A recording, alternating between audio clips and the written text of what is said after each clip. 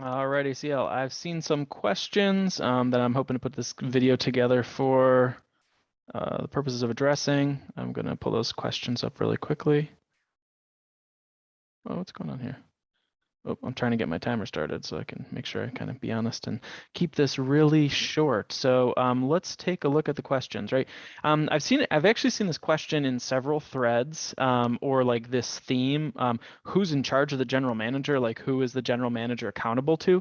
And so I wanted to provide a little, or I just wanted to point you guys to where in the bylaws it kind of clarifies this, at least to me. So, I've seen some comments here. He reports the executive committee, which is true. The executive committee of the board has some responsibilities over the day-to-day supervision of the general manager. But I'm going to show you where in the bylaws it's actually the board of directors and the authority actually rests with the entirety of the board, not with the executive committee. So if there are any questions, again, happy to dive into this a little bit further. But let's, in the meantime, jump over to the bylaws. Again, I probably should have just done this while I was on this page, but when you're on the ACL website, if you go to governance, click on governing documents, you scroll down a little bit, and this is where all those documents are, right? So we're looking at the amended and restated bylaws. And one of the first things I'm going to do is go to Article 8, Section 1, Duties of the Board. And I've got these pages listed here for myself because it's a little bit faster than me scrolling and making everybody seasick, right? So Article 8, Powers and Duties of the Board of Directors. The duties of the board shall include but not be limited to the following. And actually, I'm just going to take a quick screenshot so this language is handy for when we get a little bit further down in the video. We're going to be referring back to this a little bit. So let me go to, all right, so we're in the section on the powers and duties of the board. I'm just going to go down to 13 because they have a lot of duties, right? The board of directors does a whole lot of stuff. You saw it started with A, and now we're down at S, and we see that a letter S here. And what was that language again? The duties of the board shall include but not be limited to the following.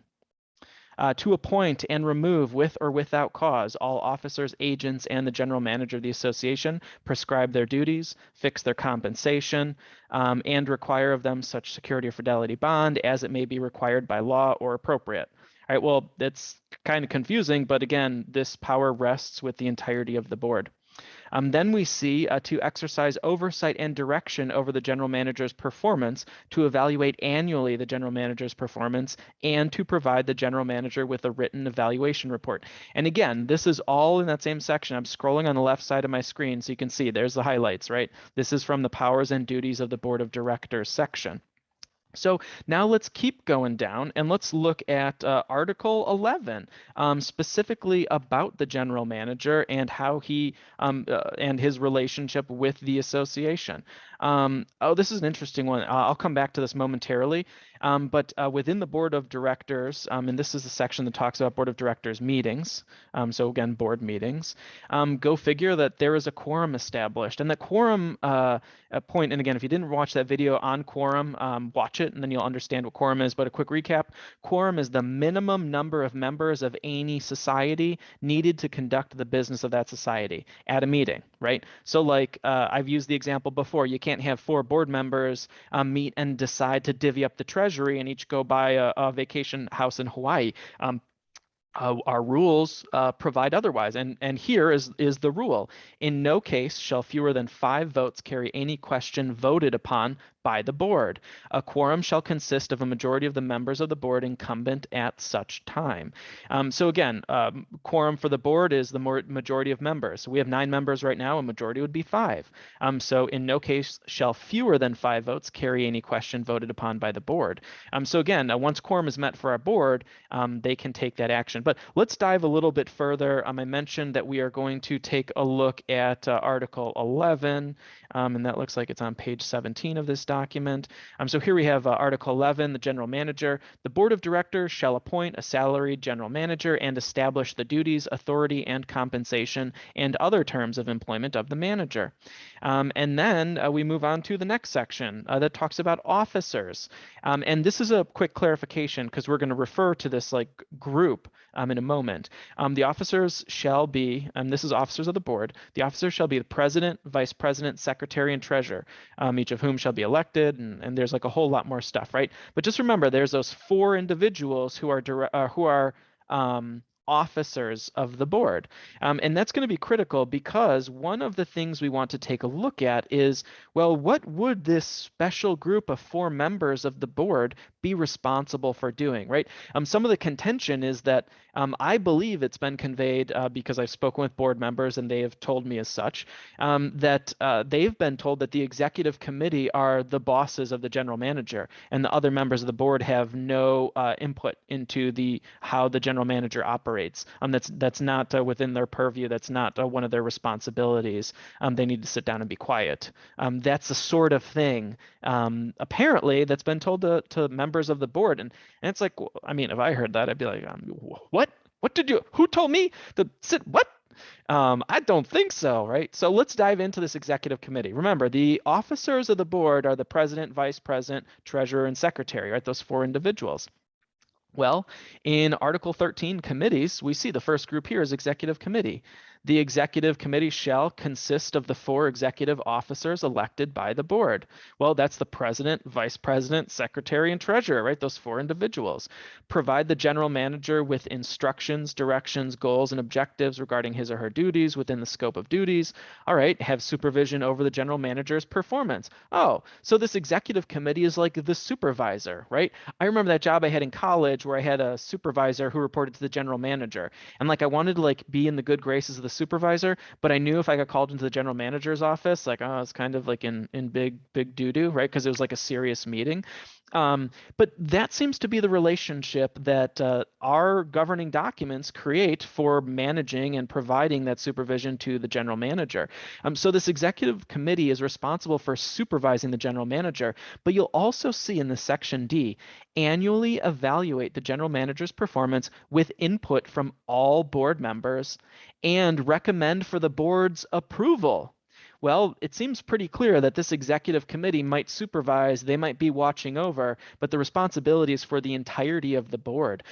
Furthermore, if there were 5 members of the board outside of this executive committee who chose to remove the general manager, well, that seems to align with that definition of quorum that we saw, right? Where in no case shall fewer than 5 votes carry any question voted upon by the board. Now, I'm not advocating for that. I'm not saying that that's what needs to happen. I'm saying that right now there's a lot of things that need to be clarified, and I believe it's within the board's power and purview to seek and demand that clarification, especially if it's from employees or those who are paid by the association. Seems pretty clear that we need questions answered truthfully from the general manager. We saw at the meeting on Saturday that he did skirt around, right? Well, who developed those guidelines? Who approved it? And there was not really an answer. I tried pointing out that the attorney who the legal commission was told, who we were told, designed the process, that was Keith Jones, the gentleman who was on the call. So the general manager, Sean Nordley, could have asked Keith Jones, Keith, could you take a moment and clarify what those procedures are on this call? And we all could have gotten it right there, and that could have settled everything if there was nothing here. It's troublesome that all of those individuals were on the call and we did not get that clarification. So now I think it is the board's responsibility to do so. One last thing, and let me do a quick time check. Oh no, I'm coming close to 10 minutes. Well, I'm over my 5. Apologies. But let's look at some of the business that this executive committee conducts on behalf of the association, right? This committee, and let's just take another quick look before I go. I'm sorry if I'm scrolling too crazy. That committee will provide the general manager with the written evaluation report, along with a compensation package each year, maintain a personnel file on the general manager. So it seems pretty clear that these responsibilities are just like administrative for this executive committee. They're the ones that are going to say, like, keep watch and say, like, yes, he's been doing a good job, and then make that recommendation to the board. So I would ask the board, if you guys, like, what have those recommendations been?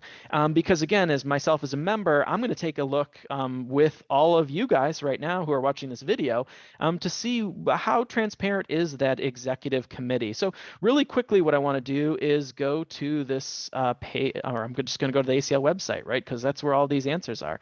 And I'm going to go to governance, and I'm going to go to the board of directors, and you're going to see right there is the executive committee. Well, I'm just going to go ahead and click on governance. I'm going to go here the long way. I know that there's a lot of ways to do this, but I just want to make sure that you guys understand, like, again, whatever way is easier for you guys to get here, that's fine by me. It doesn't really matter. I'm hoping that it's all the same information on all these pages.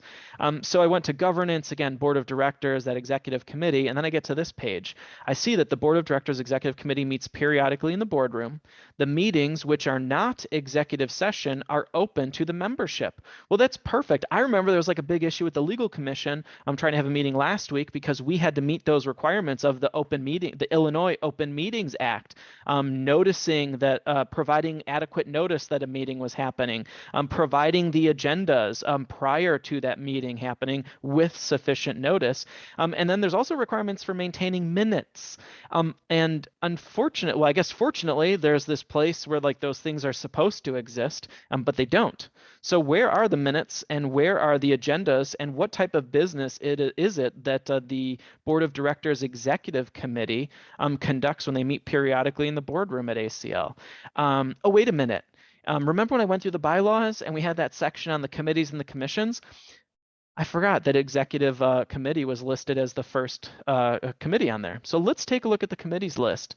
Unfortunately, I did this beforehand, and I do not see anything that shows the executive committee of the board having any sort of one of these entries is for that group. I don't see it. I don't see the executive group. But as an example, like this is what I'm expecting to see when I get to that board of directors executive committee. Like if I look at the conservation committee, I see the charge, I see the roster, and I see these buttons down here for agendas and minutes. Well, if I click on the agendas button, it takes me to the chronologically listed folders of all the agendas from all the meetings that they've had. Well, that's convenient and that's very transparent. Helps me understand the type of business that the conservation committee is doing. And when I look at the minutes of the conservation committee, again, I can see they keep the minutes and they post them here. And like, there's a lot of stuff. That's 127K file. I mean, that's a decent amount for a Word file, right? So there's a lot of transparency for those committees, commissions who appear to not hold weight. And not saying that I believe the Conservation Commission is critical. I think the work that they do is fantastic. And I think it should be better supported than what it currently is. Let's get volunteers to help support that work. But what I'm saying is if there's an executive committee of the board of directors who are instructing other directors that they hold this sole power over managing our general manager, I'm concerned that there's zero transparency as far as what type of business they conduct. That's all I have for this one. I just wanted to clarify that it does not appear that the executive committee of the board of directors has some sort of supreme power over the general manager. They just, did he come in on time? Didn't he? And then they report that back to the entirety of the board for decision making. And I'll leave you with this. Again, the board of directors, they are accountable to that quorum requirement. No action of the board, no case shall fewer than 5 votes carry any question voted upon by the board.